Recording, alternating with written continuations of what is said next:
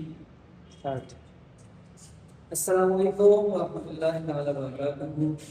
جماعت ہفتم کے عزیز طلباء کرام، اللہ تعالیٰ سے امید کرتا ہوں کہ انشاءاللہ آپ سب خیریت سے ہوں گے۔ بیٹا جیسا کہ آپ کو معلوم ہے کہ علوم پالیسی کے مطابق جو چھٹیاں ہیں جمعہ اور ہفتے کے دن، تو اسی کے لیے ہم نے آن لائن کلاس کا آغاز کیا ہے۔ تو نیکسٹ اس ویک میں جو ہمارا آن لائن کلاس کے اس کا ٹاپک ہے روزہ اور اس کی فضیلت، یہ ہماری کتاب میں سبق ہے۔ تو آج ہم اس سبق کے بارے میں جانیں گے اور اس کے جو ایسلوز ہیں، جو حاصلات تعلم یا ایسلوز اس کو کہا جاتا ہے، تو چند پوائنٹس ہیں، 6 پوائنٹس ہیں، انشاءاللہ تفصیل کے ساتھ اس پر ہم سمجھنے کی کوشش کریں گے۔ بیٹا سب سے پہلا پوائنٹ ہے کہ روزہ کا معنی کیا ہے اور اس کا مفہوم بیان کریں۔ روزہ کا معنی اور مفہوم۔ روزہ تو ویسے اردو زبان کا لفظ ہے، لیکن روزے کو عربی زبان میں صوم کہتے ہیں۔ روزے کو عربی زبان میں کیا کہتے ہیں؟ صوم۔ اور صوم جو ہے یہ عربی زبان کا لفظ ہے اور اس کا معنی ہے روکنا۔ صوم کے لفظی معنی کیا ہے؟ روکنا، ٹھہرنا، اپنے آپ کو بند کرنا۔ اور شریعت کی اصطلاح میں صوم یعنی روزہ، اس کی تعریف یہ ہے کہ 3 چیزوں سے اپنے آپ کو روکنا ہے۔ عقل یعنی کھانے پینے کی اشیاء سے اپنا آپ کو روکنا ہے، ٹھیک ہے، خوراک۔ اسی طرح شرب پینے کو کہتے ہیں، وہ تمام کے تمام اشیاء جو انسان پیتے ہیں، مثال پانی، شربت، دودھ، دوائی وغیرہ، ان سب سے اجتناب کرنا ہے۔ اور نفسانی خواہشات، روزے کی حالت میں انسان اپنے حلال بیوی سے بھی اپنے آپ کو جو ہے نا روکے گا، ٹھیک ہے۔ جو بھی انسان کے دل میں نفسانی خواہشات پیدا ہوتے ہیں اس سے اپنے آپ کو بچائے گا۔ طلوع آفتاب سے لے کر غروب آفتاب تک کھانے پینے کی اشیاء سے، اسی طرح تمام کے تمام نفسانی خواہشات سے اپنے آپ کو روکنے کا نام روزہ ہے۔ روزے کا مقصد کیا ہے بیٹا؟ 2 نمبر پوائنٹ ہے ہمارا دوسرا ایسلو ہے روزے کا مقصد۔ روزے کا مقصد کیا ہے؟ کیا اللہ یہ چاہتا ہے کہ ہم سارے دن جو ہے نا بھوکا پیاسا رہیں؟ یہی اللہ کا مقصد ہے؟ یا اللہ کا یہ مقصد ہے کہ نعوذ باللہ ہم جو ہے نا کچھ نہ کریں گے تو اللہ کو فائدہ ہوگا؟ نہیں، اس طرح کی کوئی بات نہیں بیٹا۔ روزے کا مقصد یہ ہے کہ ہمارے اندر تقویٰ پیدا ہو جائے۔ تقویٰ، پرہیزگاری۔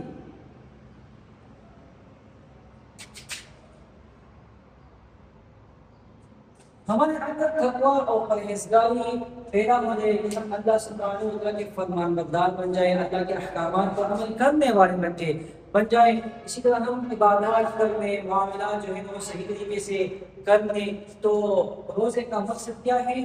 تقویٰ۔ جیسا کہ قرآن مجید میں اللہ سبحانہ و تعالیٰ نے روزے کا مقصد بیان کیا ہے کہ یا ایھا الذین آمنوا کتب علیکم الصیام کما کتب علی الذین من قبلکم لعلکم تتقون، کہ اے مومنو، یا ایھا الذین آمنوا، اے ایمان والو، کتب علیکم الصیام، میں نے تم پر روزہ جو ہے وہ فرض کیا ہے، کما کتب علی الذین من قبلکم، جس طرح کہ آپ لوگوں سے پہلے لوگوں پر بھی روزہ فرض تھا۔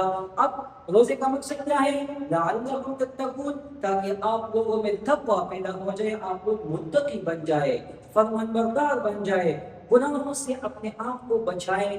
اس کو تقویٰ کہتے ہیں۔ یعنی اللہ سبحانہ و تعالیٰ اور حضور اکرم صلی اللہ علیہ وسلم نے جن کاموں کے کرنے کا حکم دیا ہے ہم وہ پابندی سے ادا کریں، اور جن کاموں سے اللہ نے اور اللہ کے محبوب پیغمبر صلی اللہ علیہ وسلم نے ہمیں منع کیا ہے ان سے ہم اپنے آپ کو روکیں۔ اس کو روزہ کہتے ہیں، روزے کا مقصد ہے تقویٰ کہتے ہیں۔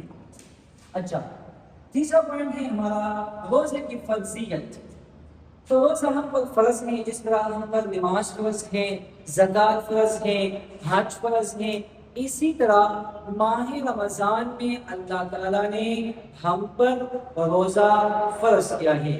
شہر رمضان الذی انزل فیہ القرآن، ماہ رمضان وہ مہینہ ہے جس میں اللہ سبحانہ و تعالیٰ نے اپنا مقدس قرآن کتاب کو نازل فرمایا ہے، ٹھیک ہے۔ اور اسی طرح آیات مبارکہ ہے یا ایھا الذین آمنوا کتب علیکم الصیام، اے مومنو میں نے تم لوگوں پر روزہ فرض کیا ہے، کما کتب علی الذین من قبلکم، جس طرح کہ آپ لوگوں سے پہلے بھی جو امتیں گزری ہیں ان پر بھی میں نے روزہ فرض کیا تھا۔ اب اللہ نے روزہ کیوں فرض کیا ہے؟ تو میں نے آپ لوگوں کو بتایا کہ تاکہ تقوی پیدا ہو جائے، آپ لوگوں میں تقوی پیدا ہو جائے، یہی ہے روزے کی فرضیت، ٹھیک ہے بیٹا۔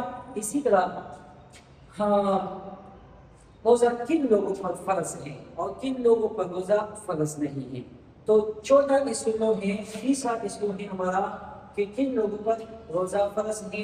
تو سب سے پہلے عاقل، یعنی وہ بندہ جو عقل کے اعتبار سے صحیح سالم ہو، مجنون نہ ہو، دیوانہ نہ ہو، تو اس بندے پر روزہ فرض ہے، جن کا عقل درست ہو۔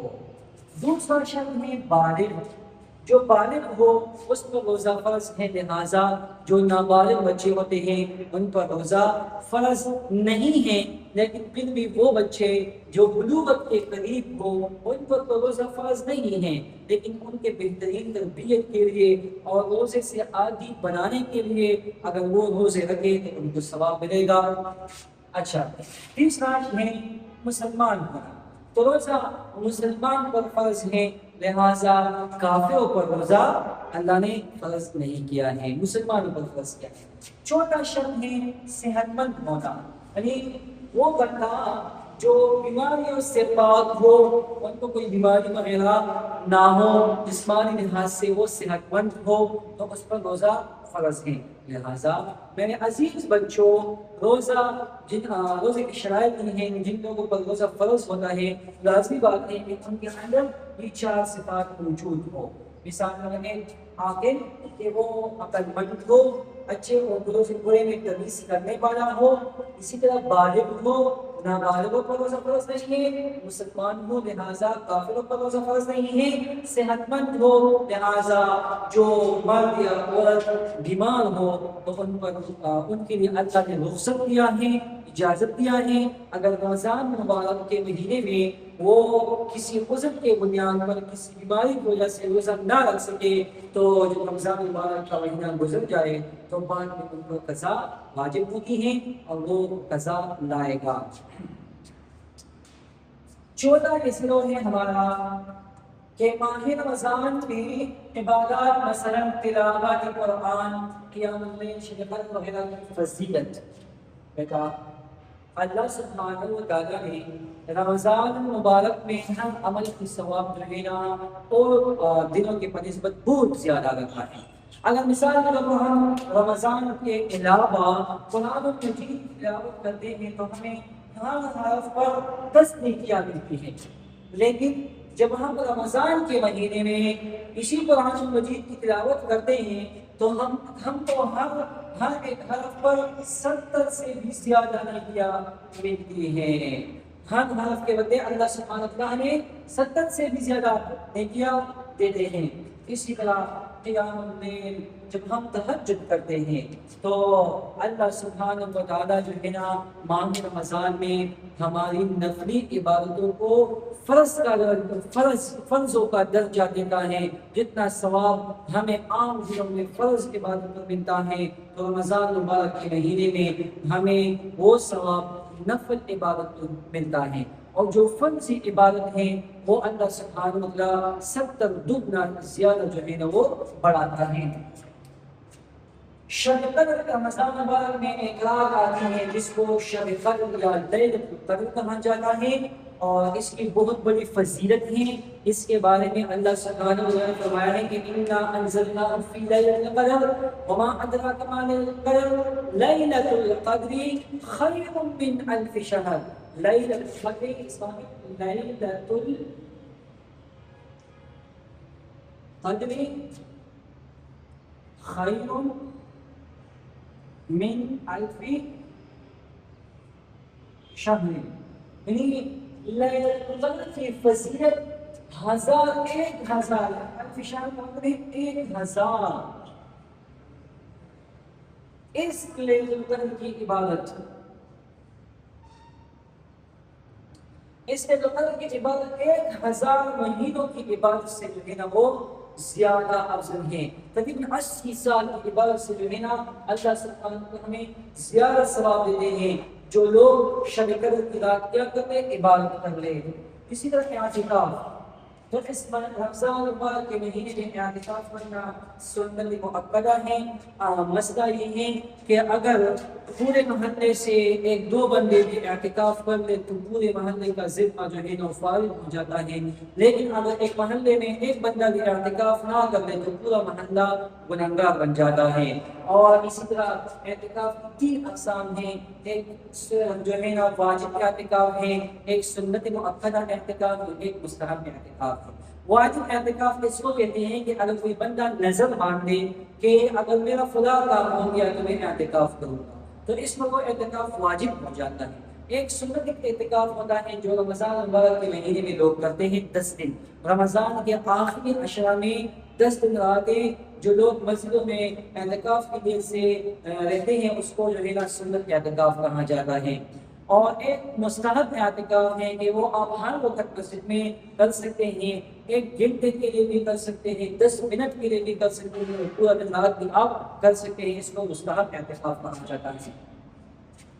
اعتکاف کی فضیلت یہ ہے کہ آپ علیہ السلام نے فرمایا کہ وہ بندے جو اعتکاف کے ذریعے سے وہ اعمال نہیں کر سکتے جو بغیر اعتکاف والے لوگ جو ہیں وہ کرتے ہیں تو اللہ سبحانہ وتعالی ان کو وہ ثواب بھی دیتے ہیں جو بغیر اعتکاف کے لوگ کرتے ہیں. اعتکاف والوں کو وہ ثواب ملتا ہے. مثال کے طور پر اگر محلے میں فوت کی ہو گئی ہے وہ اعتکاف میں بیٹھا تو اب وہ جنازے میں نہیں جا سکتا تو جو لوگ جنازے کے لیے جاتے ہیں ان کو اللہ جو اجر دیتا ہے وہی اجر اعتکاف والوں کو بھی ملتا ہے.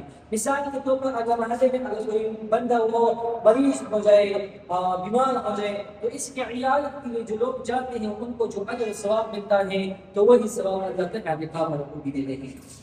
سحری کرنے اور افطاری کی فضیلت، سحری کی بہت بڑی فضیلت ہے. حضور نبی اکرم صلی اللہ علیہ وسلم کا ارشاد ہے کہ اللہ سبحانہ و تعالیٰ نے تمہارے لیے سحری کرنے میں جو ہے وہ برکت رکھی ہے. اس میں برکت ہے آپ سحری کرنے اگرچہ ایک کھجور پر کیوں نہ ہو، 1 گھونٹ پانی پر کیوں نہ ہو، 1 گلاس پانی پر کیوں نہ ہو، لیکن آپ سحری کر لیا کریں. اس میں اللہ سبحانہ و تعالیٰ نے برکت رکھی ہے. اسی طرح افطار کی فضیلت تو حضور نبی اکرم صلی اللہ علیہ وسلم کا ارشاد ہے کہ افطار کے وقت ہر روزہ دار کو اللہ 2 خوشیاں عطا فرماتے ہیں، ایک روزہ افطار کرتے وقت اور دوسرا اللہ سے ملاقات کے وقت. دوسری فضیلت یہ ہے کہ ہر روزہ افطار کے وقت اللہ سبحانہ و تعالیٰ جو ہے نا بہت سے لوگوں 10,000 لوگوں کو جو ہے نا وہ جہنم کی آگ سے آزاد کر دیتے ہیں.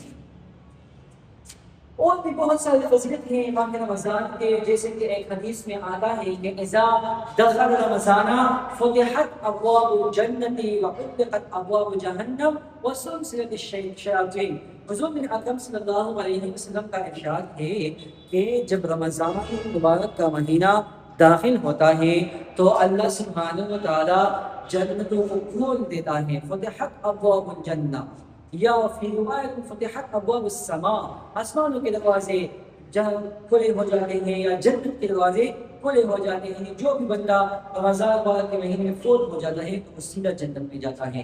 وغلقت ابواب جہنم، اور اللہ سبحانہ جہنم کے دروازوں کو بند کر دیتے ہیں. وسلسلت الشیاطین، اور شیاطین کو کھینچ کیے جاتے ہیں تاکہ وہ اس نبی اکرم صلی اللہ علیہ وسلم نبی کریم صلی اللہ علیہ وسلم کی امت کے روزوں کو جو ہے وہ خراب نہ کر لیں.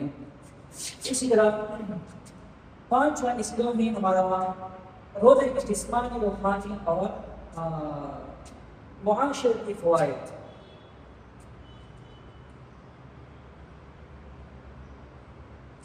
روزے کے جسمانی فوائد بہت زیادہ ہیں. 10 سال کیا مہینے لوگ خوراک کھاتے ہیں تو تو اکثر جو ہے نا لوگ معدے کے مریض بن جاتے ہیں. جب ایک مہینہ وہ کچھ نہ کھائے پیے تو اس کی وجہ سے اس کا معدہ جو ہے نا وہ درست بن جاتا ہے, بہت سی بیماریوں سے جو ہے نا وہ نجات پاتا ہے, اور اسی طرح جو ہے نا اس کا جسم وہ تندرست رہتا ہے. روحانی فوائد بہت زیادہ ہیں. اس کا روح جو ہے نا وہ ہر وقت خوش ہو جاتا ہے. اسی طرح رمضان کے مہینے میں عبادات کے ساتھ دل لگی ہوتی ہے.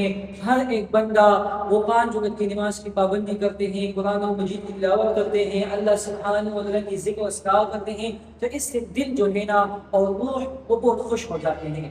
اسی طرح معاشرے کے فوائد یہ ہیں کہ رمضان کے مہینے میں ہم اپنے محلے وغیرہ میں دیکھتے ہیں جو غریب لوگ ہوتے ہیں ان کے ساتھ لوگ خیرخواہی کر دیتے ہیں. افطار کے وقت جو ہے لوگ اپنے گھر کی پکائی ہوئی چیزیں ان کو دیتے ہیں. اسی طرح رمضان سے پہلے لوگ جو صدقہ فطر ادا کرتے ہیں جس کو ہم سنسایا کہتے ہیں, وہ غریب یتیم لوگوں کو مل جاتا ہے اور اس سے بھی ان کی جو غریب و ضروریات ہوتی ہیں وہ پوری ہو جاتی ہیں. ٹھیک ہے, اور اسی طرح بہت سے برائیوں سے لوگ نجات پاتے ہیں.